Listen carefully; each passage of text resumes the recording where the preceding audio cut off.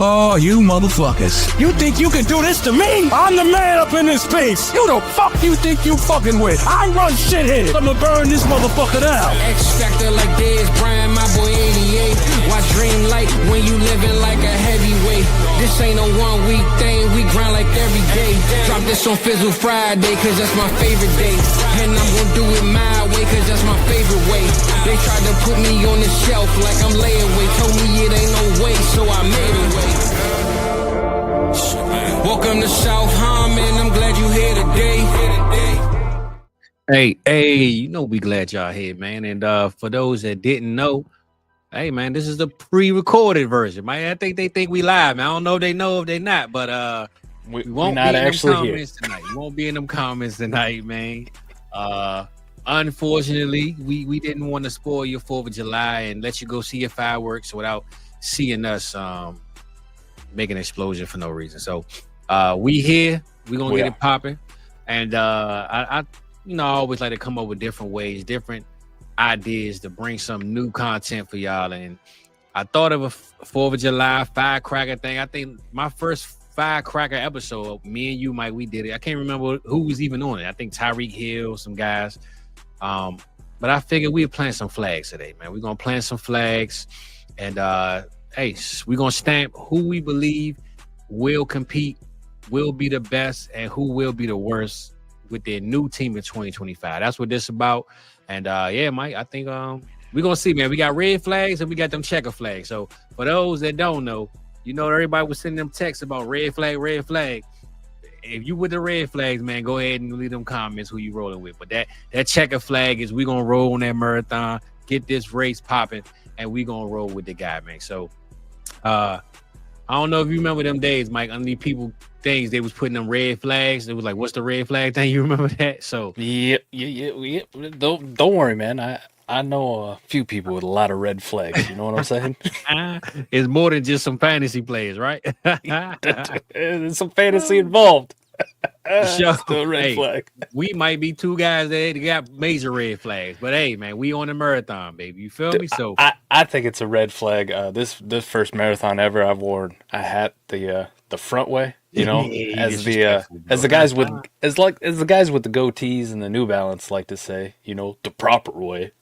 I had to, man. I spent way too much time out in the sun, and I was wearing, you know, snapback. Mm-hmm. There's that nice opening right there. Yeah. I found out I'm still white officially. You got airbrushed, brother. There's just a moon.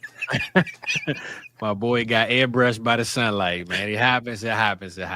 Are you a peeler? Are you a peeler, Mike? I can. Yeah. Okay. Yeah, we don't need no peeling, brother. No peeling. We'll be okay. It's good. It doesn't sting, but that's why I'm looking like the Unabomber tonight. Yeah, not the Unabomber. The Unabomber in a Florida State jersey, rocking a chain. I peeped that, man. Hey, man. Shout out my boy, man. I had to think 4th of July show. Here we go. Find the 4.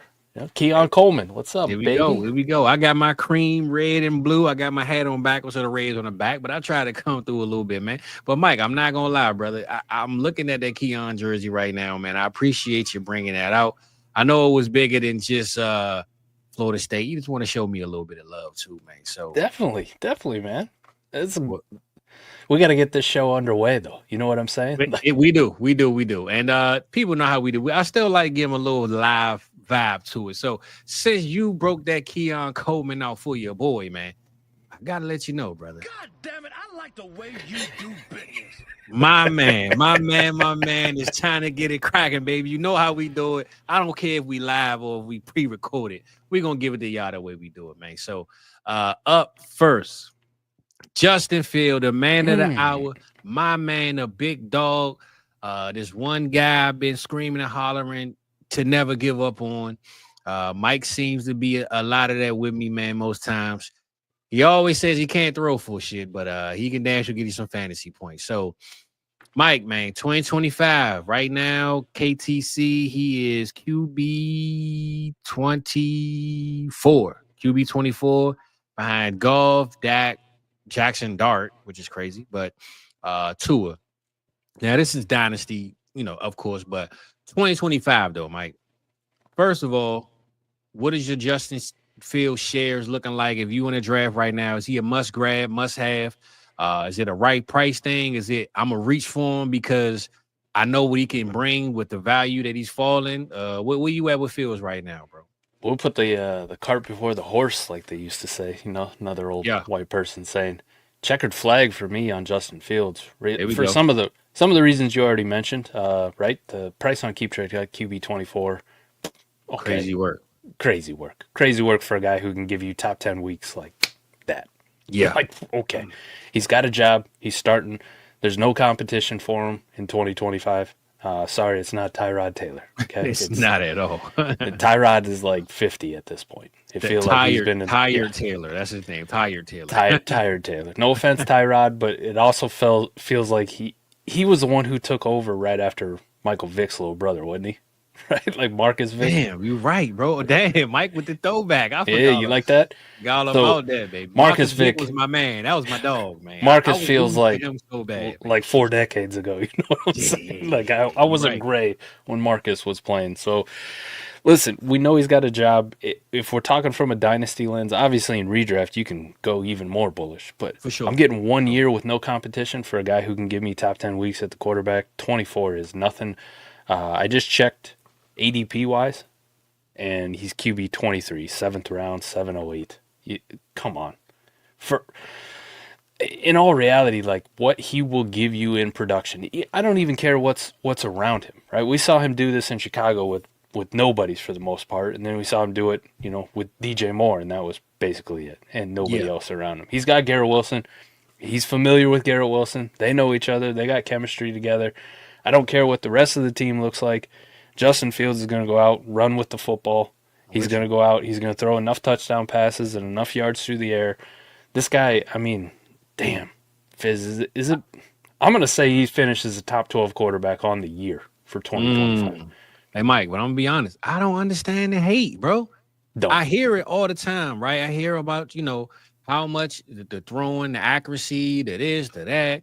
But the one thing I always try to tell people and remind them is that situations can change players. And I think him coming into the New York Jets, knowing that they just went through 2 years of Aaron Rodgers, the chaos, the Zach Wilson experiment, you mean to tell me these fans aren't looking for a Justin Fields-like guy to just come and spark the offense? All he need is a 60-yard rush down the field. And that entire stadium was going to go crazy, bro. And I think as a quarterback, a guy like Justin Fields, that's what he needs. He just needs to feel that excitement, that trust, that I got your back, you my guy. And I think he's going to lock in, man. I hate that people say he can't throw. When I watched him dart up Trevor Lawrence and them in the playoffs and almost beat Alabama, man. Like that stuff didn't just go away when he came in the NFL. I just think his confidence was broken. But they haven't said one thing in New York this year that let me know that his job is a threat, right? So no, I believe Justin Fields. You said top 12 this year. I'm 100% going to agree with that. If they didn't know the marathon flag was 100% where I was going, and I think the only red flag going to be thrown is check the camera because we want to run a tape back for the refs, man. That's the red flag from the coach to see if Justin Fields, did he run 99 or did he run 98, brother? That's all I'm seeing right now for Justin Fields on the red flags, man. So he had 6 real starts last year, 6 real ones where they gave him before they went to Russ for whatever terrible reason. I don't know why. They were winning. It wasn't pretty for a lot of people. But for fantasy purposes, 6 starts last, 50% hit rate on being a top 12 quarterback, right? Yeah. 3 of them. One of them he was QB1 overall, 32 fantasy points in your standard league. Like that's nuts, man. Went for 312, 1 passing touchdown, 55 yards on the ground, and 2 rushing touchdowns. That's something that not a lot of quarterbacks can do. Not the passing yards and the touchdown, but the 55 and 2 touchdowns. Yeah. You're talking about like 6 guys in the entire fucking league that can give you those kind of numbers at the quarterback position. That's a cheat code, man. That's a cheat code. It's nuts. If you're in any kind of point per carry league too, like just keep boosting it up, baby. Just keep them rising. So you're gonna tell me I'm gonna get that kind of like, dude, I can get QB1 production by getting a guy in the 7th round of a starter, right? Crazy, or paying QB 24 prices. sign me up, man. Yeah, man. There's nothing wrong with Justin Fields. I know the hate is out there. It's just fun. And I said it before. We've had this debate, right? There's this like I feel like it's a super secret society because there's certain quarterbacks out there that get unjust hate. And we talk about this shit all the time, how they can't throw the football, so they're not going to last. Lamar Jackson out here just winning fantasy leagues left and right, right? Jaden Daniels, right? Oh, that style's not going to work in the NFL. I'm worried about him getting injured. Anybody who's rostering Jaden Daniels right now is feeling pretty fucking good about their lives. So. He's the 101 in every draft I've been in, bro. Cut the bullshit. If we're going to have this unjust hate on some of these quarterbacks, checkered flag all day, man. Welcome to my squad. For sure. Especially, again, Mike, when he doesn't have competition. He's not walking in that locker room saying, if I throw 3 interceptions this game, the job is gone. You know what I'm saying? Like, he has time and room to grow, get it together. But all I think he needs is confidence. And I believe that coaching staff that's betting their first coaching jobs like this, you know, this is my first head coach job and I signed you as my quarterback. You think I'm not betting on you as much as you betting on me? Like, we are pairing right now. So I believe Glenn is putting that hand on the helmet like, hey, let's go get it, man. That's what we brought you here for. So Justin Fields, marathon flag, 100% for me, Mike. I think that people already knew that if they know me. And it's a contract that is team friendly. Right? So if he does go out and he plays well this year, they'll bring him back and he'll play again next year and he'll start there. Like, we look at it as just a 1-year deal, but the man got $30 million guaranteed on that contract, right? Like $30 million guaranteed. 30 million ain't exactly just a 1-year deal. You know what I mean? Like, they were anticipating, hey, we're going to give you a real good shot.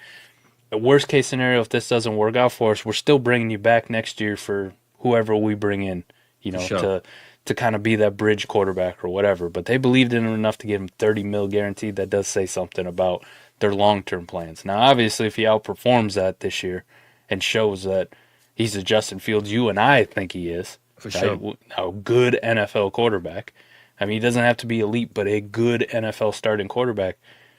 They're going to renegotiate that thing. And they're going to have to. Like, you know, a Geno Smith type contract, a Sam Darnold contract, that shit isn't out of the question at all. And people look at those guys like they have immense amount of safety built into them. So Justin Fields is like right there from being that next group. I'm with you, man. So we marathon flagging it up on my boy Justin Flag. You know that's my dog, man. And y'all let us know in the comments, man. We're gonna red flag a marathon, man. I know some haters gonna say no Fields. I'm done with him. I sold him, I traded him, blah, blah, blah. But before we get off Fields, Mike, I know we just talking about 2025, but give me a realistic I need a Justin Fields type trade. I'm gonna throw one at you. Just I need him. Not I'm selling him. I need him. Maybe let's throw A Rich in the deal since he kind of sort of running quarterback. I got A Rich, but I need Justin Fields and what to get that. Oh, so you're saying I'm gonna give up A Rich? I'm giving up A Rich and a plus to get Fields.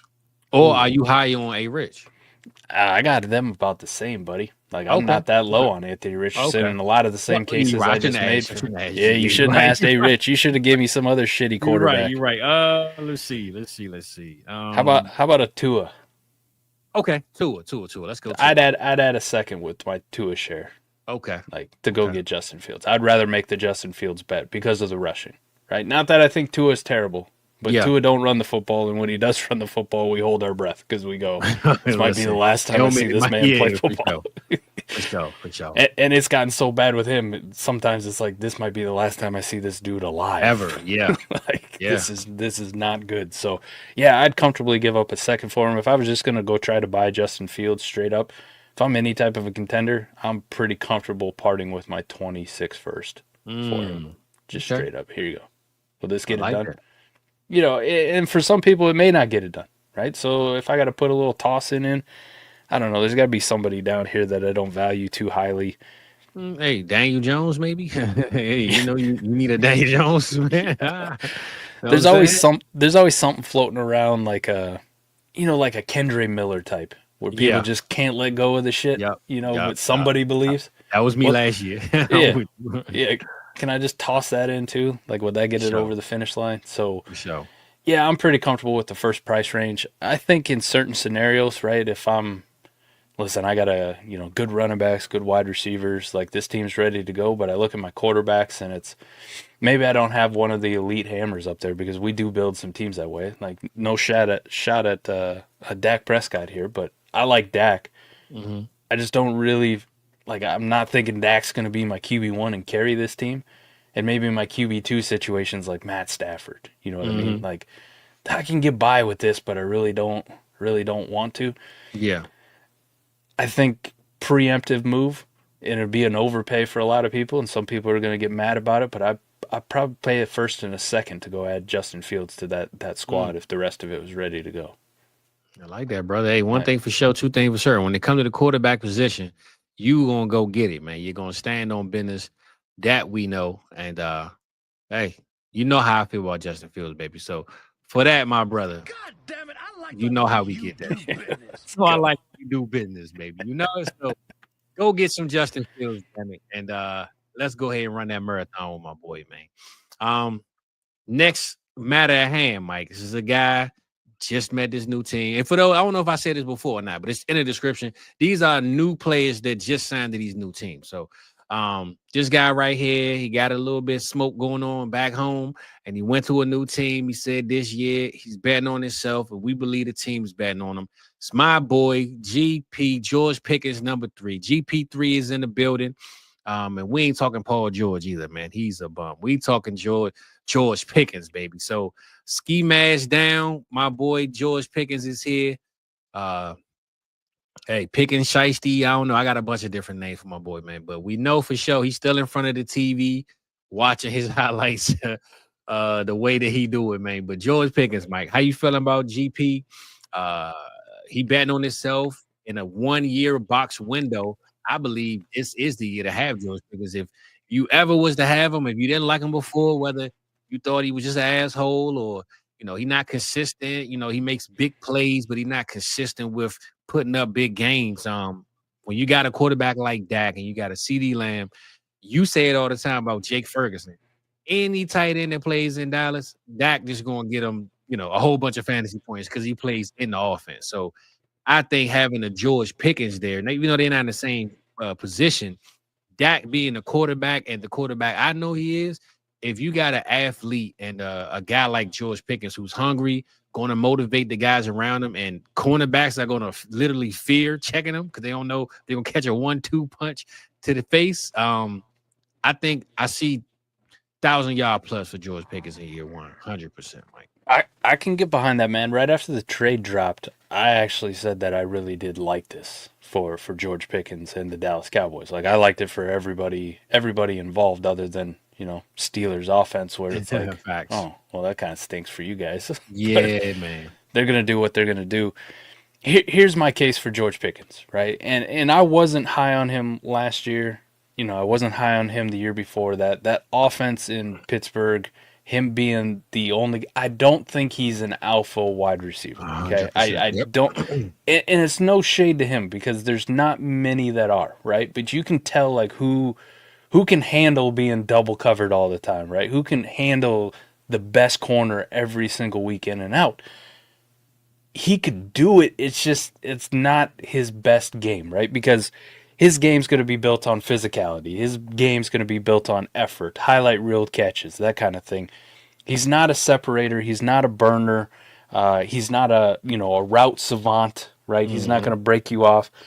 He is kind of always going to be a product of the quarterback play and the offense around him. But when you throw him the football, good things happen. Now, if you go to a good passing situation, 1, you have a super established alpha in CeeDee Lamb, and 2, a very competent quarterback in Dak Prescott, who we have seen in the past sling that thing all over the place. Sometimes with ill regard for what actually wins football games, which is why Dak gets some hate for turnovers. But for fantasy, I don't give a shit. Be Jameis Winston. Be Jameis Winston in Tampa, baby. My man. Join that 30 for 30 club. I don't give a shit. Right? Chuck the ball. Yeah. He goes to a good offense. He goes to a good situation. And when you look around the league, especially for fantasy and dynasty purposes, that other number 2 wide receivers, he is, other than T. Higgins in the best situation for a number 2 wide receiver that I can think of, right? I know it's your man, Jordan Addison. I want to put him in there, but we have some red flags with Jordan Addison, right? Sure. One of them, possible suspension. Number 2, yes, there is another established alpha. Yeah, a rookie quarterback. And TJ Hawkinson's there at tight end, who we have seen dominate targets and put up massive yards. This is no offense to Jake Ferguson, but he ain't even fucking close to the level that TJ Hawkinson is. So when you look at Dallas, it's like, well, I know Jake Ferguson's there, and there's CeeDee Lamb. Well, Jake's not much of it, and there's literally nobody else. There's not a pass-catching running back that I fear, because we haven't seen Jaden Blue do it at the NFL level yet. We kind of saw him do it in college, but that's just a projection. The tight end situation isn't that great. The number 2 and 3 wide receiver situation before GP got there was like Jalen Tolbert. Like this is what we're rocking. I want to make the case for my boy Devontae Smith, but it's a lower volume passing offense, right? That was the rebuttal, but you're right. The offense that won't allow him. We start looking at number 2 wide receivers around the league, and I can't make a case much better than George Pickens, but nobody's valuing him as such, right? He's going after, like I'm looking at startup ADP, he's going after Jordan Addison. He's going after Emeka Egbuka, who might be the number 3 or 4 wide receiver on that team this year. Yeah. Like I like the long-term projection of Egbuka, and I think he's good, but Jesus, like let's not kill ourselves here. Jalen Waddle, who is his own injury problem and has to deal with Tyreek Hill and has to deal with maybe the fact that his quarterback's brain's going to get scrambled any moment, and that offense is going to fall apart. Jamison Williams had like 3 games his entire career, right? Like so far. Like they were spectacular when he does it, right? But I'm like, how is GP this criminally undervalued? 7-12, the man's almost in the 8th round. So yes, checkered flag for me, good offense, Dak Prescott. He's got everything that he wants with an established alpha who's, I mean, if you don't double CeeDee Lamb, Jesus, like CeeDee Lamb will break fantasy football this year. That's how bad it will be if defenses choose to not do it. So he's not getting number 1 coverage. He's not getting double teamed. Dak Prescott will chuck the ball to him down the field. It's a perfect situation for him. And at that price point, oh yeah. Yeah, I mean, he's outside wide receiver 2 territory, and he should be within it because I think 1,000 yards might be a little bit on the low side for projection. I was just about to. I literally just pulled up his numbers. Last year he had 103 targets, only had 59 receptions. The year before that, 108 targets, 63 receptions. So he hasn't had more than 63 receptions in 3 years, and he only hit 1,000 one time. That was 2 years ago at 1,140 yards. So when you look at what he did last year with Russ and have Justin Fields, and then the year before that with probably whatever quarterbacks, I can't even remember. It was probably 3 or 4 of them anyway. Mm-hmm.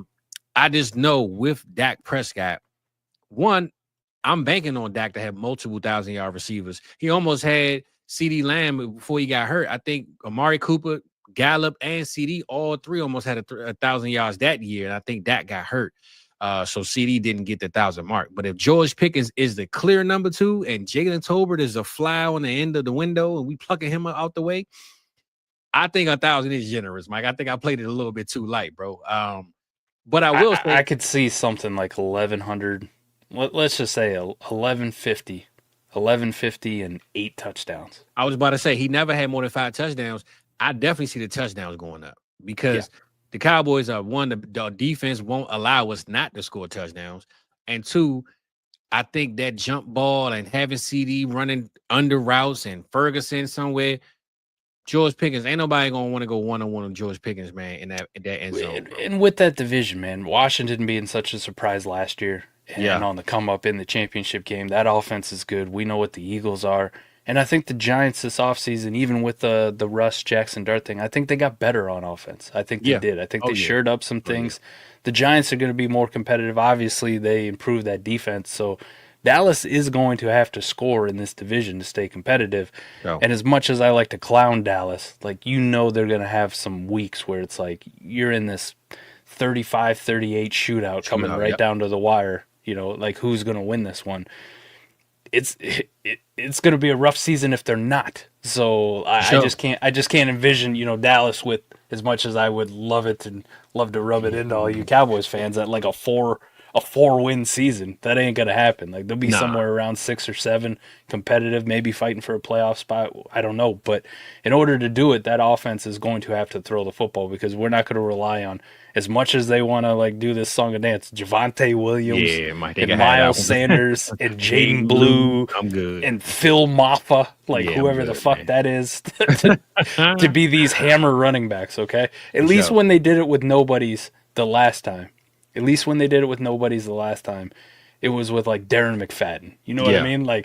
Once upon a time, a top 5 drafted running back. It wasn't Javonte Williams, who's hadn't been shit for a couple years now. So we're good. They're going to throw the football, but the targets are going to CD. They're going to George Pickens, and then here you go, Jake Ferguson. Just kind of meander around here somewhere, and we might find you too. Yeah. And honestly, Mike, I like it for the division, right? When you look at what the Eagles have on offense, when you look at, like you just said, Jaden Daniels and the Commanders upgrading their interior outside on the offensive side. You look at the Giants going out there. I mean, they got Dart, they got Russ. They're trying to build up something to put up on paper to score points. I think if Dallas didn't make this move, Mike, I will, because I told you before, man, F them. I'm done with them bums, blah, blah, blah. But the day this guy George Pickens, I was right back on the train, baby, because I knew for a fact they needed to do this. It was no way they can go into the season with Jalen Tober as the clear number 2.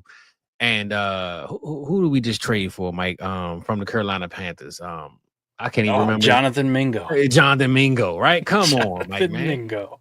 4th round pick. I don't even know who went around the 4th round in the draft, but we could have took, but Mango wasn't the one. He shouldn't have been the pick when we made that selection. So I say that to say, I think getting George Pickens kind of solidified to me that the Cowboys are trying to compete.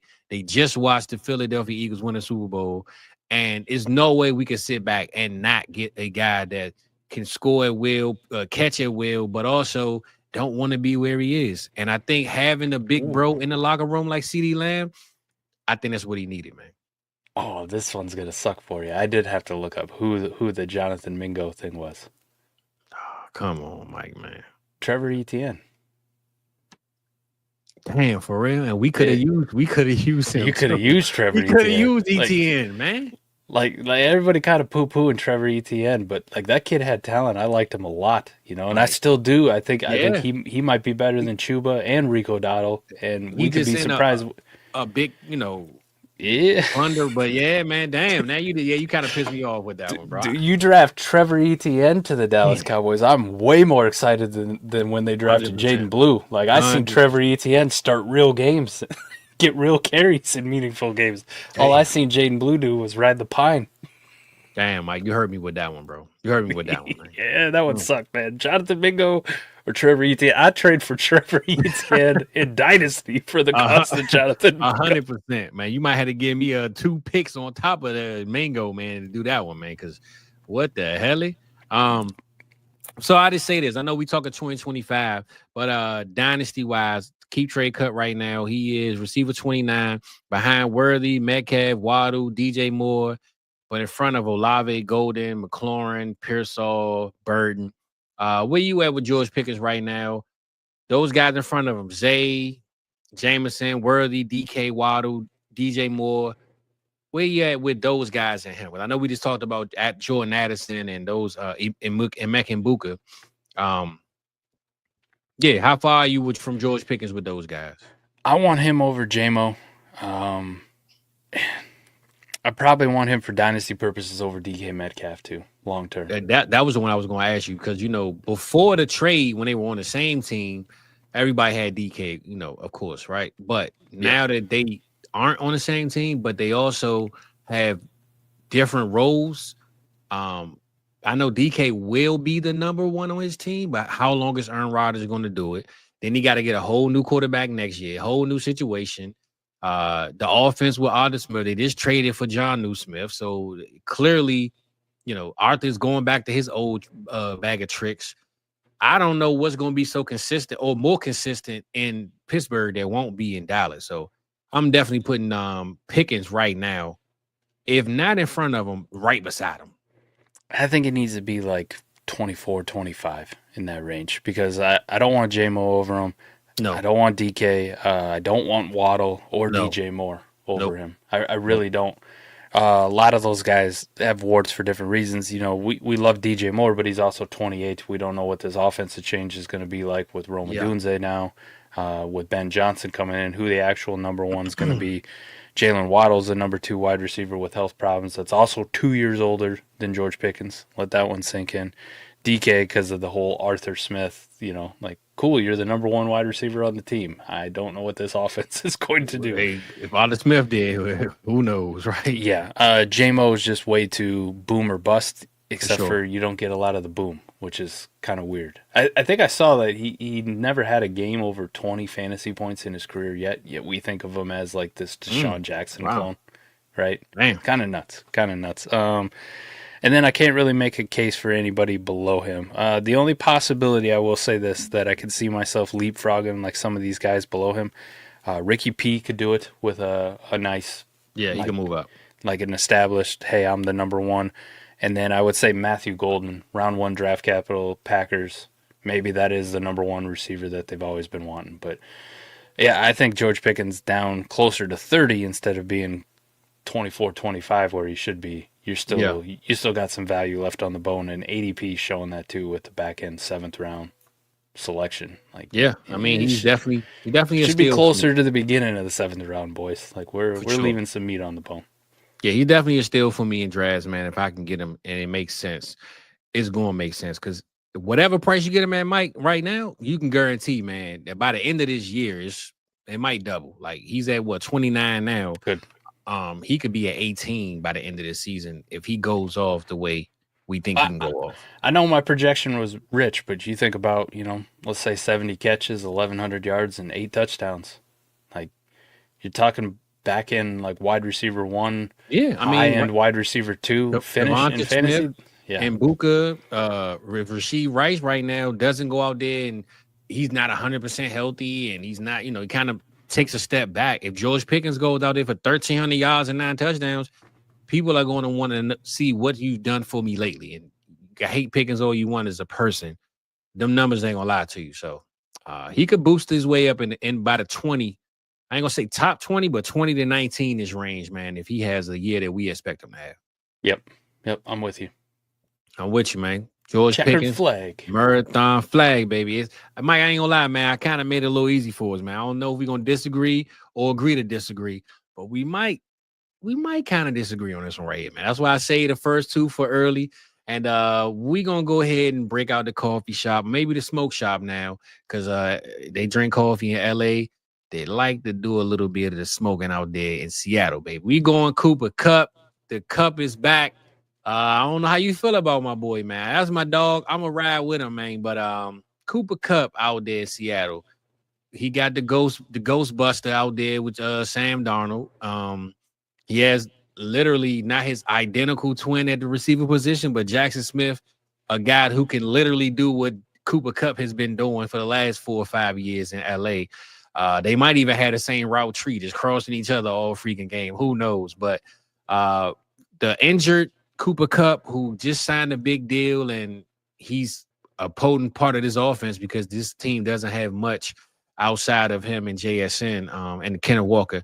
What you think with Cooper Kupp, and can Sam Darnold do him any justice in 2025, Mike? I want to hate him. I want to hate him, and I want to say red flag because there are so many. Right? You just said Sam Darnold. You know where I'm at with Sam Darnold. I don't think he's good. Ghostbuster, man. I don't think he's good. Another red flag. They got a much better version of Cooper Kupp, who's much younger and exploding on the other side. So I hated the signing from the get. I'm like, what the hell are we doing here? Like 2 slot receivers? This is what we're doing? Like we let all the outside guys go. We let Tyler Lockett walk. We trade away DK Metcalf, and we're like, you know what's going to fix this? An older, slower, probably broke down version of Jackson Smith. Of the guy we already have, right? Yeah, the guy we already have that we want to establish as like that Almond-Ra St. Brown dominant slot receiver offense funnels through him. I didn't understand it.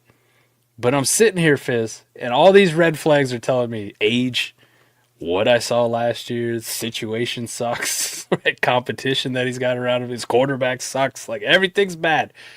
And then I go and I look at his price in Dynasty, and I'm like, 12th round for Cooper fucking Kupp? Checkered flag, man. Marathon flag that went up. Like at the 12th round, I'm back in. You know what I mean? Yeah. This is one of those, I'm sitting in the bar. It's almost last call.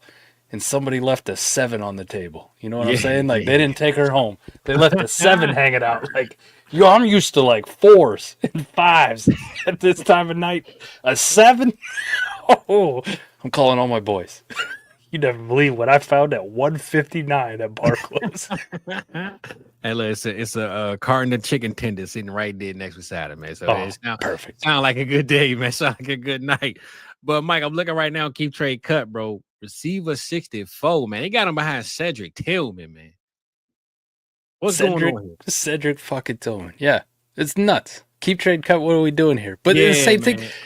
In ADP, it's the same thing in the 12th round. Like the guys that he goes around, I'm like, what the hell are we doing, right? Your boy Juwan Jennings goes before him. Sure, if you wanted to make that case, go for it, right? You know what I'm saying? Yeah, I'm with you. Jalen McMillan with the team that just fucking drafted a wide receiver in the first round. He goes right after Cooper Kupp. So we're saying they're equal. Jalen Noel, we haven't seen shit. Xavier Legette, still haven't seen shit. Marvin Mims hasn't done anything for 2 years. Darnell Mooney had one good year last year.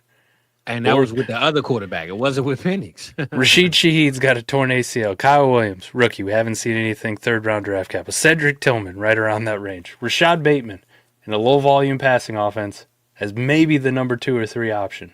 Yeah. Like, these are the same breath as Cooper Kupp. The guy who they just paid $15 million a year to, Mike. They must feel good enough about how they're going to use him and what they wanted out of him. They need just come out of nowhere and pay Sam Darnold and pay him in free agency, knowing they gave up what they gave up, right? I'm looking, they got Pat Bryant 2 spots behind them on keep trade cut, bro. What is going on here? Okay. Not Pat Bryant, Mike. Come on, man. No. Stop it. What the hell, man? Come on, man. Stop it. I get it. We don't like old guys in Dynasty. We don't. We're like, old wide receivers. It's a trap. But come on, man. Yeah, he can't give you one more year. One more year. That's a little too disrespectful, bro. Jalen Royal. Yeah, it's gotten real crazy right now. As a contender, man, if this is the price, as a contender, it's a no-brainer, bro. No-brainer, Mike. Yeah, I don't want any part of him on a rebuilding team. I'll send him away for a 3rd if that's the best I can get. You take the problem, I'll take the liquidity. But on any type of contender, man, this is what I like to call the FAFO, if there ever was one. Yeah. Fuck around and find out, man. Yeah, for sure. Especially because, like we just said, man, I believe what they saw was, Mike, Cooper Kupp, JSN.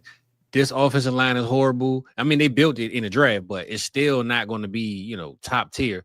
We need Sam Darnold to get this ball out of here quick as possible. And what can we do? Get 2 guys that's going to run short routes or quick routes, get them the ball. We don't have time for a deep, long play down the field or somebody. Man, we're going to get this ball out in 0.2 seconds and try to figure this game out. So, I wasn't really feeling the signing, but I'm sure he saw the payday and was like, look, I probably don't want to be here either, but ain't nobody else going to pay me $45 million in 3 years. So I ain't gonna lie, Mike, I thought you was going to go the other way with this one, though. I thought you were going to go red flag, but I guess you're going ADP over the player in a sense. I'm always one guy that will say there's nobody I hate in actual football. I just hate their value or their draft position. Right. That's it. For every single player that's in this league, if you cheap enough, welcome to the squad. We bargain hunt. Nah, I like that, bro. So we marathon flagging on Cooper Kupp, man. Damn. I thought we was going to disagree on this one, Mike, because I was damn sure going up with Cooper Kupp, baby. But look like you right there with me. So damn, Mike, I feel like I cheated the people, man. We might be no red flags tonight. Maybe that's a good thing, man. We are the red flags for the people. So the next guy, new guy, just went to this team, man. When he came through, he got cut from his team, got signed like the next 5 minutes, just like that. and we're gonna see what he do, man. I'll see how you feel about him, and we're gonna see what the people think. Evan Ingram, man. That dude, Evan Ingram over there, Denver Broncos, Sean Payton, the whisperer for a lot of positions. But he loves the tight end, as we know. And they signed Evan Ingram, bro, literally like the next day. Like, I don't even think he got a chance to put his phone on the charger and his phone was ringing. You know what I'm saying? So that right there let me know that this team, one, really wants the guy. Two, who the hell else did they have at tight end? He went through a carousel of like 5 tight ends last year, and it looked like he was trying his best to find the one, and he literally found the none. So I think getting Evan Ingram solidified that, hey, we got our guy. We didn't go draft a top tier receiver in the draft. We didn't go sign the Cooper Cup. We even left Amari Cooper and these type of guys in free agency because we are comfortable with what we have at receiver. But Evan Ingram is going to be our second pass catcher on this team. So I think it's wheels up for Evan Ingram to me because one, everybody knows the tight end position is he can go from tight end 1 to tight end 21 in like 3 weeks. You know what I'm saying? So with that being said, with the tight end position, though, I think being the Denver Bronco and being next to what's my boy, Mike? The Cortland Sutton, being next to Cortland Sutton and not having a middleman in between that we can really say. You just said Marvin Mims, right? What's going on there, right? Yeah. Is Lord Jordan Humphrey still over there? I don't know, but it's no fear over there for Evan Ingram is all I'm trying to say. So me, no red flags here. I'm buying. And Mike, I know you're gonna bring up the ADP, especially the draft capital, but where he's going in drafts, me and T-Rock do these mock drafts every single Tuesday. And listen, if you are the guy that says F this tight end, first round, second round with McBride and Bowers, and you miss out on TJ Hawkinson, Evan Ingram is going in like round 10, 11, bro. Like the disrespect on his name right now. Jonnu Smith goes in front of him sometimes, and he just got sent over to Pittsburgh. So I think right now the biggest steal in a lot of positions, if you want to talk steals, is Evan Ingram, bro. So I think the checker flag, marathon flag for him, 100%. He's the perfect tight end for me, right? Because you talked about my strategy is I'll let everybody else take all these other tight ends. Once we get past round 10, then we'll figure it out, right? Because realistically, Evan Ingram, I could see him being the number 2 option, like you said, in Denver. It's a passing offense that was pretty impressive last year with just Cortland Sutton and then a bunch of nobodies, right? They had some pretty usable weeks out of their other tight end rotation, which was just a clusterfuck of dudes that nobody cares about. Mm-hmm. They immediately went and got Evan Ingram. They had talked about it all offseason on everybody thought maybe they were going Tyler Warren or Colston Loveland in the draft because they wanted that kind of joker tight end, that move tight end, which is another major green flag for me on Evan Ingram is that I've seen Sean Payton offenses, utilize tight ends that don't block for shit, man. Jimmy Graham was a terrible fucking blocker. Terrible blocker. One of the best tight ends in fantasy football during his prime. He couldn't block for shit, man. For being a power forward from Miami, he sucked. He was like, I don't want to be physical. Like that was a stretch 4 if you ever saw one. He wanted to be out there like Rashard Lewis. Okay, he didn't want to go down there and bang like Rodman, right? So he wasn't going to block. He wouldn't go block for shit. So they already know how to use it. They had a vision for it. And then ADP Fizz, he goes after Travis Kelce, which sure, if you want to make that case, that's fine. But Jonnu Smith, all right, I don't understand that one because it's basically the same bet, and I got more faith in Evan Ingram's talent than I do Jonnu's. Especially in the offense. Forget it. Even if you look at talent, man, I'm taking the Denver Broncos over at the time, Miami Dolphins offense because Jonnu went on a hell of a run, Mike. But that happened because everybody else was down and out, and Jonnu just so happened to just be the guy, man. So Isaiah Likely? It's highly unlikely that Why? Jake Ferguson, I've already given him shit. Yep. Kyle Pitts. I know Kyle Pitts is your guy, Fizz. Well, I think age has something to do with that, though. I think people still look at the age and the maybe. You know what I'm saying? But after what we've seen for Kyle Pitts the last couple of years, I know, if I told you, like, listen, gun to your head, Your life's on the line. You got to pick the tight end between Kyle Pitts and Evan Ingram. For fantasy purposes, is going to put up more points over the next 2 years. Who you taking? Be real about it. Be real. Mike, man. I'm gonna bet on. I'm gonna ask him, man. Can I get a middle? Can I change the question, man? Give me something else, man. No. If I had to be for real, though, if I had to be 100 with the people, man, I'm gonna say Evan Ingram. Exactly. I'm gonna say Evan Ingram, but it's gonna hurt my heart if Kyle Pitts do break that, and I died over nothing. David Njoku and Evan Ingram, spitting images. Njoku's been good the last couple years. Yeah. But give me the offensive situation of Denver way the fuck over the offensive situation in Cleveland right now. For sure. And David Njoku goes 2 rounds before Evan Ingram. Right? I'll let everybody else. I like Njoku too, but you guys want to pay that price, I'll make this bet all day. Right? I like Tucker Kraft too. But you want to tell me why he's going in the 9th round when Evan Ingram goes in the 12th? I don't understand. Because as much as I like Tucker Kraft, if you told me who's scoring more fantasy points, and I got to put some real stakes on the line, like my life's in jeopardy, I'm going to say Evan Ingram. And even Evan Ingram, bro, once he got cut, I remember he came out with a tweet, was like, I'm going to show them, or they messed up, or however he put it.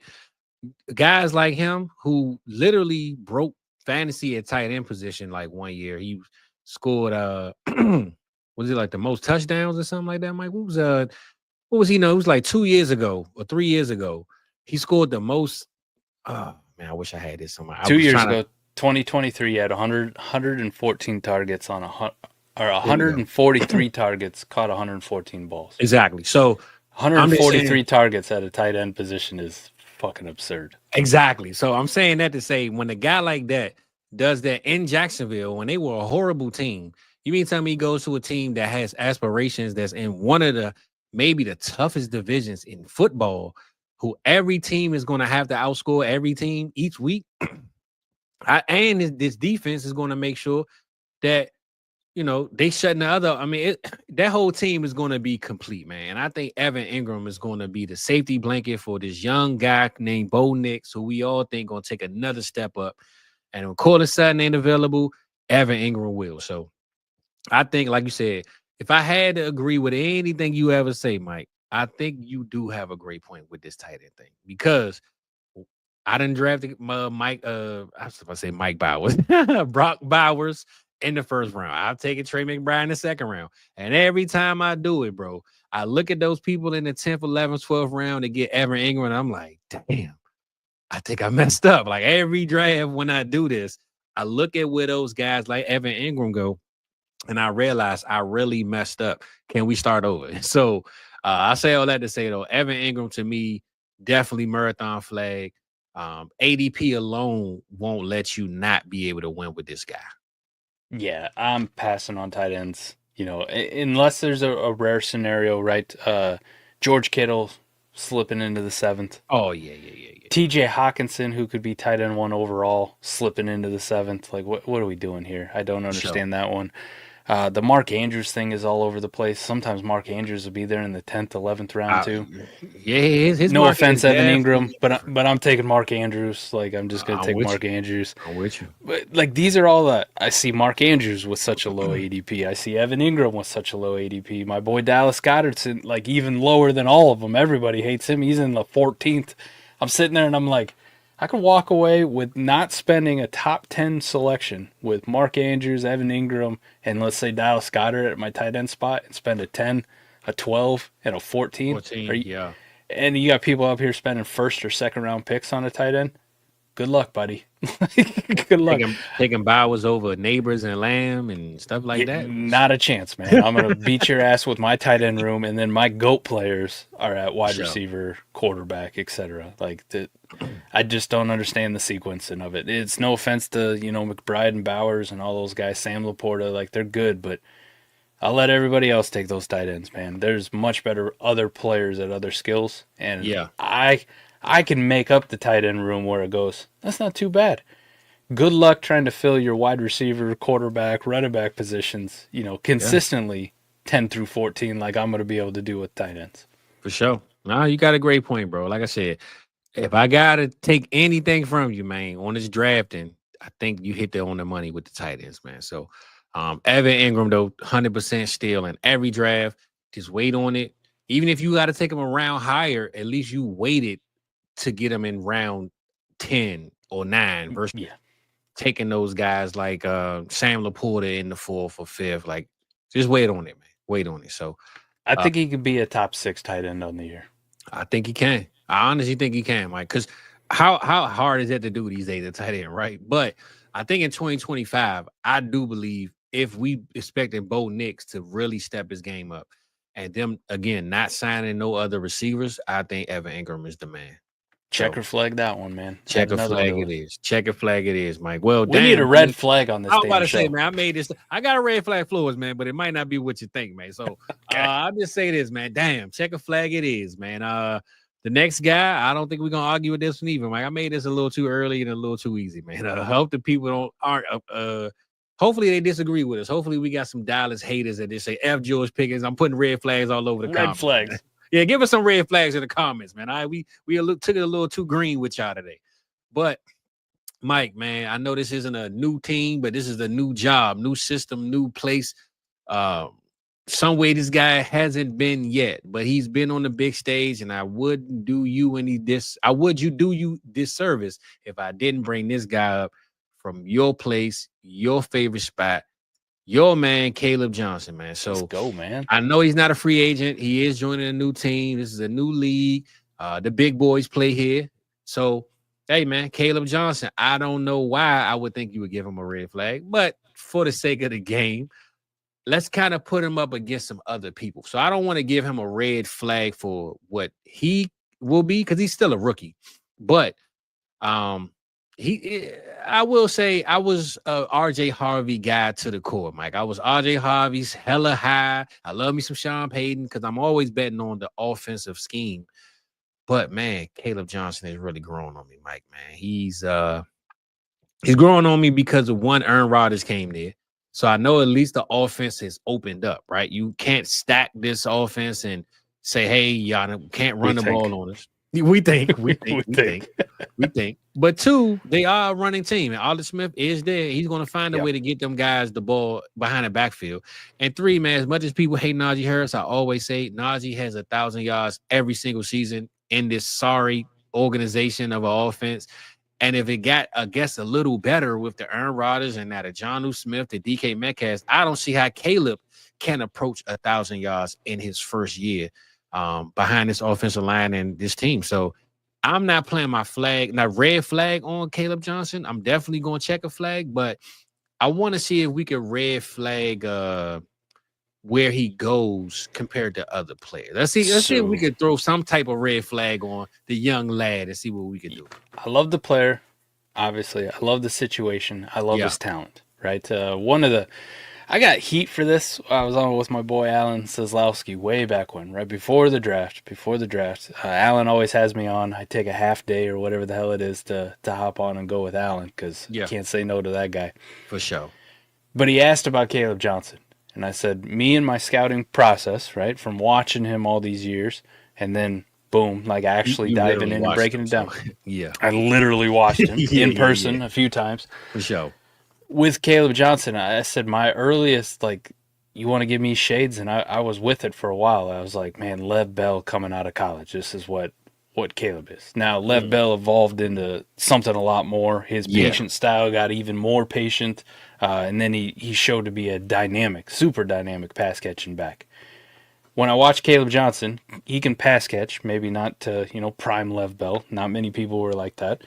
He's got to learn how to run routes. He needs to work on his pass blocking.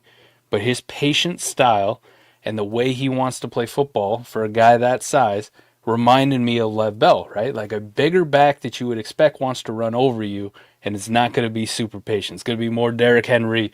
Let me get in the hole and run over somebody. He is more Lev Bell, where he wants to sit back, work in his zone, see where the blocks are setting up, and then explode through the hole. And he's got enough speed like Lev Bell to house call some of these things, right? Even at the NFL level. I don't give a shit what the 40 is. I've seen this guy open it up in the open field. That's a 22, 23 mile per hour runner if I ever saw one.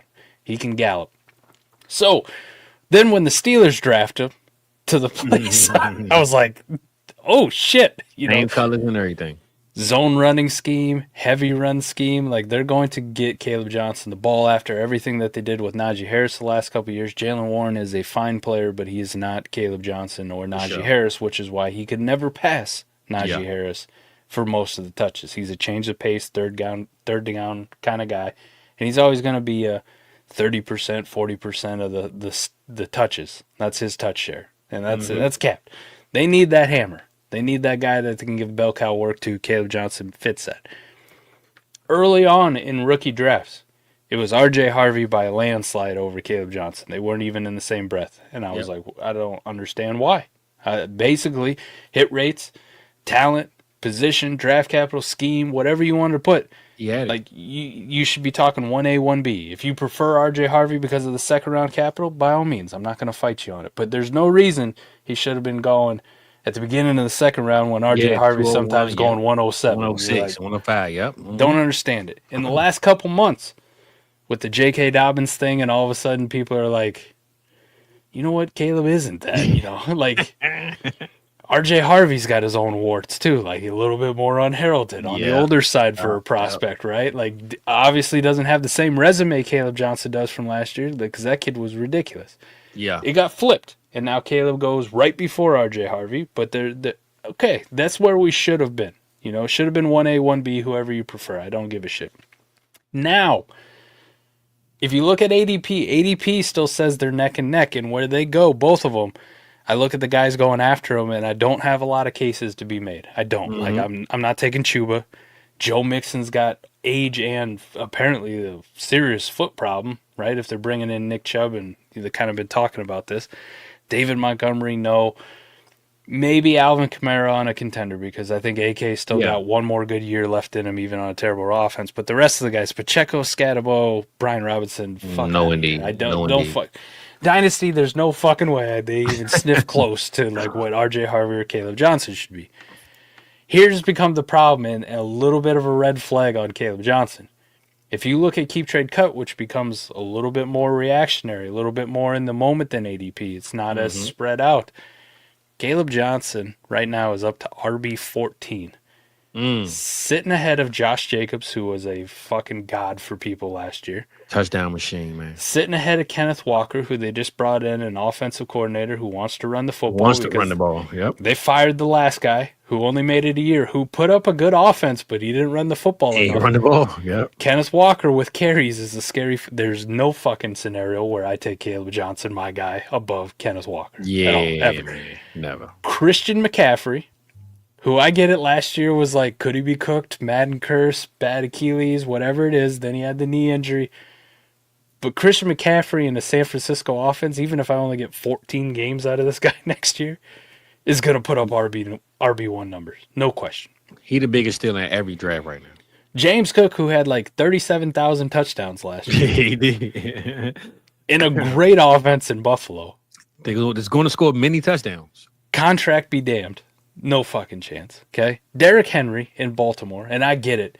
When's Derrick Henry going to, fall off a cliff? I was scared about Derrick Henry falling off a cliff like 6 years ago at this point, Fizz. So until Derrick Henry actually comes out with the blurb that says, I'm retiring from football, man. I'm betting on Derrick Henry every single day of the week, man. He does nothing but deliver. It's like, how do we put these 6 guys behind Caleb Johnson already? And this is coming from the guy who absolutely fucking loves him. So he is fast approached that territory in Dynasty on Keep Trade Cuts value. If this is how your league is actually valuing him, where I'm like, yeah, I'm good, man. Like, I'll probably be trading away Caleb Johnson at that cost. Like, you're telling me I get Derrick Henry plus? If I'm investing in running backs anyways, Fizz, like, I'm trying to compete. Like, if I'm not trying to compete, the only reason I even draft running backs in rookie drafts is because I'm trying to trade these sons. Like, you take them, you enjoy the running back career. Let me get some wide receivers, some quarterbacks, some future draft picks, whatever the fuck it is. I'll get in the assets that fit a rebuild. Running backs don't. So, damn, like, I can't justify saying no to a Derrick Henry plus if that's actually a deal that could be made. Like, Jesus. Easily.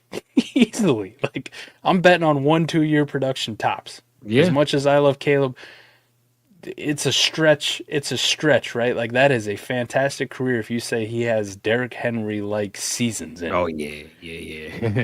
Like, I mean, come on. If he give us a James Cook like season, I'll be If he gives me a Najee Harris season from last year, this is a fucking win, and this is what I drafted Caleb Johnson for. Like, that's what I'm hoping for. For sure. There's also the alternative. It's like a lot of running backs that we may like when they come out, and they just get no run because they don't want to play rookies. And it is some Arthur Smith fuckery that's probably going to happen at some point, right? Like, they're going to line Connor Haywood up, who played like H-back, fullback at Michigan State. They're going to give him tailback carries for no fucking reason. You're going to have Jonnu Smith running back. Yes. Man. Oh, my God. That's what they traded for. You know how Arthur Smith do, man. You know how he go, Mike. Calvin Austin, he going to have all type of people running that back, but running the ball for no reason, man. So, I ain't going to lie. As all I love of Caleb Johnson, you just threw out Arthur Smith's name, and now my stomach's turning, bro. So it doesn't make you feel good, right? It doesn't. The safety and security of knowing that this running back could be whatever he wants to be, but he has a guy who just seems to just call plays out his ass at times. I mean, I have no red flags on Caleb Johnson, the player, or even with what I think his season can be. But the ADP away he's going, I'm 100% with you, Mike. I'm not taking him over a lot of those guys right now, man. Yeah, I'm good, man. There's just too many. I would treat Caleb Johnson value like we do the tight end, like you just went over the tight end position, right? If Caleb's there, I'll wait 1 or 2 rounds to get my next running back. I'm cool. Yeah, and I don't know when ADP is going to actually catch up and show that. I would imagine if Keep Trade Cut's already on this trade, Caleb Johnson's going to end up going in the 5th round, or he might go in the end of the 4th round. And if you start to get in that territory with the guys around him right now, Travion, Kyron Williams, like, until Sean McVay tells me he's done with Kyron Williams, I'm going to give me Kyron Williams. Yeah. Quinshawn, Jacobs, James Cook, McCaffrey, Chase Brown, Derrick Henry. Like, that is... I mean, all those are better offenses, too. Yes. All those offenses are going to put 25 to 30 points up a week, bro. So, which is why we love running backs on good offense. For sure. Right? Lots of goal line opportunities, lots of touchdowns. That's what we love. Then we look at Pittsburgh with 18 tight ends led by Aaron Rodgers. Yeah. And called and replied on Arthur Smith, right? Called by Arthur Smith, head coach by my guy Mike Tomlin. I love him, but the man's gonna do whatever the fuck he can to stay at 500, man. Like, yeah, for sure. Aaron Rodgers, let's go. Like, come on, you just gotta give me the 8 wins, baby. Game 18, Aaron Rodgers, man. We need this win, man. Get your ass in there, man. We out the playoffs, but I need 500, baby. So it's not the definitely not a sexy place. And as much as I love Caleb, though, you start putting yourself in the company of those other running backs. It's like, dude, this is where. This is where the process, let's just say, how I look at Dynasty, where it's like, I got to be player agnostic. As much as I love Caleb, I like winning championships a little bit more. You know what I'm saying? I like the money. I think we got our first red flag, baby. I think I think he's only a red flag because of that keep trade cut thing, man. The rest of it makes sense, but I've seen these keep trade cut people, man. That's why they send screenshots. Trades like, see, this is what it tells me. I was like, cool, man. If it's telling you Caleb Johnson's RB14, good luck. I ain't gonna lie. I feel good knowing I got your guy the red flag though. I ain't expect that one. I didn't think that was gonna happen. I ain't gonna lie. I was going to check a flag until you just said what you just said, man. You done kind of like changed my mind. So, damn it, man. You ain't do no justice for your boy, man. Red flag. Sorry, Caleb. Hey, man, well, at least we found us one, man. And I don't know if we're going to agree or disagree, but this right here is the ultimate red flag, man. For those that don't know, me and my boy Mike, man, we come from 2 different backgrounds. We come from 2 different places. We live 2 different lives, man, right? But the one thing I will say, this is my brother. We figured it out. We figured out how to make it work. But we got to figure this conversation out right here, man. Are we doing Cash App or Venmo, Mike? We're going to close out with this one, man. Me and my boy Mike have this conversation. We had it multiple times. Whenever I need to send him some money, I'm like, Mike, how you want me to send it? First thing, Venmo, buddy. I'm like, oh my God. I hate that you gave me an accent to Venmo, buddy. I'm gonna tell you, I only downloaded Venmo to pay Adam money. I never had a Venmo. I'm like, all right, the other white guy needs some damn Venmo money. Cool. Sent it to him. And then I think a week later, 2 weeks later, it's hacked. And it's been hacked for like 2 years. So I never touched it because I don't care about it. Don't use it. I asked Mike the other day, Mike, man, I'm trying to send his money. Where you need me send it at? He sent me the Venmo. I'm like, oh my God. I forgot who I was talking to, man. It's hacked right now, brother. And he said, Cash App, man. I said, thank you, man. I got that locked in, So, well, see, I'm a man of culture, so I understand to carry both. There we go. Stay ready. You know what I mean? I gotta get ready if I stay ready. So it's funny that you brought that up too, because I saw that text come through and I forgot I was talking to Fizz. Right? Like if I would have paid more attention, I would just hit him with the Cash App right off the rip. But as soon as I saw him type it, I saw them little bubbles pop up. I went, ah, shit. I didn't send him the Cash App. I sent him the Venmo. Here we go. So I tell this whole story while it's going on to a guy I work with. Mm-hmm. Older white gentleman. Brett, what's up? I tell this story to him and he goes, what do you mean? And I was like, listen, I'm not trying to stereotype anything here at all. But it is a pretty clear divide. Looks amongst my brothers. It's all Cash App, right? I hit up my New Balance folk. It's Venmo. And if I hit anybody over the age of like 64, 65, it's PayPal. It's PayPal. He goes, that can't be true. We got a guy we work with, Red. Hopefully, Red and I are in talks about him coming out with me to the expo. So he gets to experience it the first time. So yeah, Red works. Fizz and Red actually have a little bit of a musical connection with some of the same people that they've been involved with. Red, pretty talented rapper in his own right. Even better promoter of shows. He's done a lot here this last year. Follow him on Instagram, man. FMG Red, that's my guy. I said, Brett, go ask Red. Cash App or Venmo? I said, just like that. Don't preempt anything. Just go ask him. Cash App or Venmo? And he goes, what's he going to say? And I said, guaranteed Cash App without hesitation. He might even look at you and go, what the fuck is Venmo? Facts. So Brett does. He goes and asks him. But I didn't know he actually did it. Right? Later on in the day, Red hits me up. He goes, why the fuck was Brett asking me Cash App or Venmo? And I said, before I answer that question, what'd you say?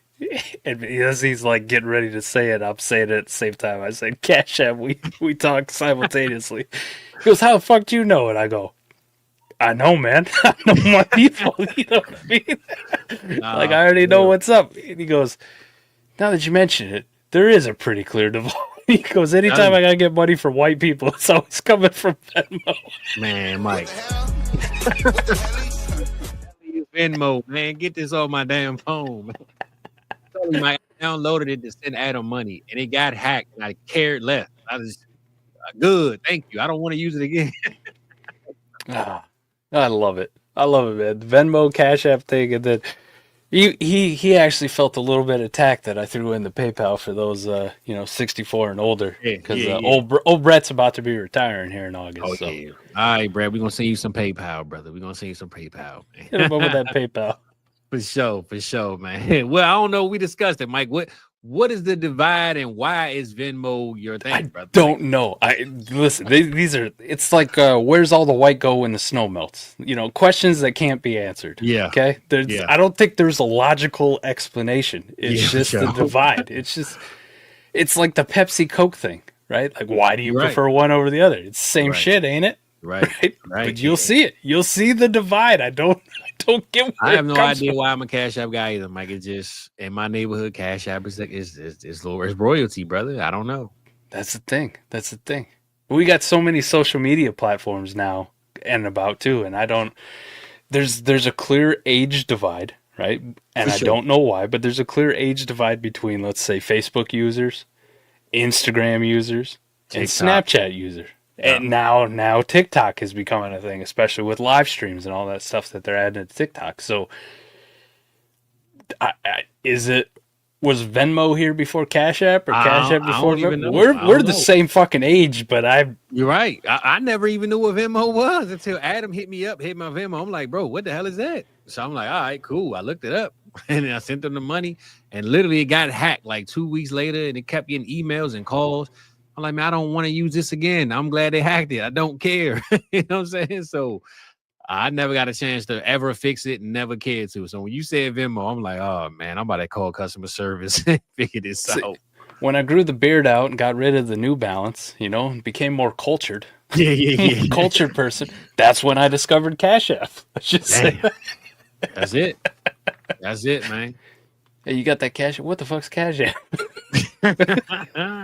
Well, I'm glad you on this side of town, my brother. All right, I'm glad when you saw my bubbles popping up, you said, "Oh no, hell no. Let me hurry up and type them right back, man." So we figured out that when you in one area, you send that Cash App, and when you in Iowa, you do that Venmo, baby. All right? It makes me think of that fucking Instagram reel you sent me with Drewski. Where he dresses up.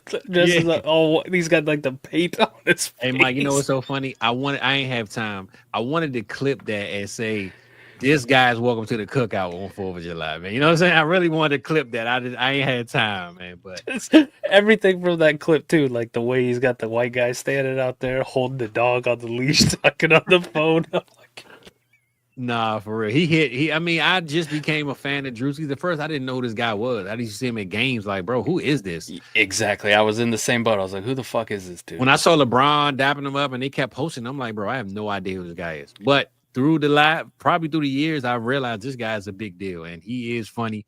And he hit on the money with that skit right there, Mike. Yes, that's did. 100%. Yes, he did. That's 100%, man. Well, that's the end of the red flags, Mike. It's 4th of July. Even though it's not, but today it is for the people. 4th of July, man. We want everybody to be safe. Light your fireworks. Please don't hold them. Please don't like too many, right? We don't want your JPP. We don't want you calling State Farm, and we want your fingers working come Monday morning, man, or Saturday morning, whatever. So before we got here, man, I got one question, man. We know the divide of Independence Day and how everybody, got this say so about what this holiday means, right? Can we all agree that we all like watermelon, Mike? Can we disagree on that, brother? Listen, I love watermelon. I love watermelon. I've seen some videos out there on ways to eat watermelon. Probably the best one I ever saw was that guy who just scooped the whole fucking thing right out at once. Like, that's gangster. That's how you eat watermelon. I'm gonna say this, Mike. Listen, I'll throw in another one that's a stereotype forever, but yeah. To any of my New Balance wearing friends out there, how the fuck do you guys not like fried chicken? All right, look at me. I love fried chicken. Mike, man, tell me what's wrong with fried chicken and watermelon. Hey, tell them about that mumbo sauce, Mike. Yeah, you need that mumbo sauce. You feel me? As my boy Coop likes to call it. That mambo sauce. Hey, Mike, man, I gotta say this before we get up out of here, bro. The one way I learned about watermelon, and I'm about to get into my bag, man, because I'm a watermelon connoisseur for sure. Oh. Last year or 2 years ago, I was in a house, probably during COVID, so it might be 2.5 years ago. Now I'm never on TikTok. I don't even know how the hell this TikTok came across my line. You know how the French fry crinkled, the little crinkle thing, like you take a potato, you smash it down, make like a crinkle French fry with it. Yeah. Take a big slice of watermelon, crinkle some watermelons, make watermelon fries, is what I'm saying, right? You can make them look like little fries, probably this big. They got the crinkles in them. Take some yogurt, strawberry, whatever, vanilla. Add a little bit of strawberry flavor in it, whether you use real strawberries or some syrup, whatever. Mike, listen, the strawberry yogurt, you use that as like your ketchup base, and you dip the watermelon fries in it. Just know on 4th of July, if you haven't tried this, get you a crinkle fry machine thingy, smash it on the watermelon, and dip you some crispy old juicy watermelon fries in your strawberry yogurt, baby. That's the game I want to give you, because it's bomb.com. You hear me, Mike? I got you, man. I'll have to try that. I'll put you on some white people game. This comes from my Karens out there. Yeah. This is my BWBs, my basic white bitches. You know what I'm saying? But they discovered, which I'm a big fan of. Take that watermelon, make a little hole, crack open your bottle of vodka, jam that motherfucker in there, and just let it sit. Now, you want watermelon that's going to taste good and get you fucked up? There we go. Happy 4th of July, bitches. There we go. There we go.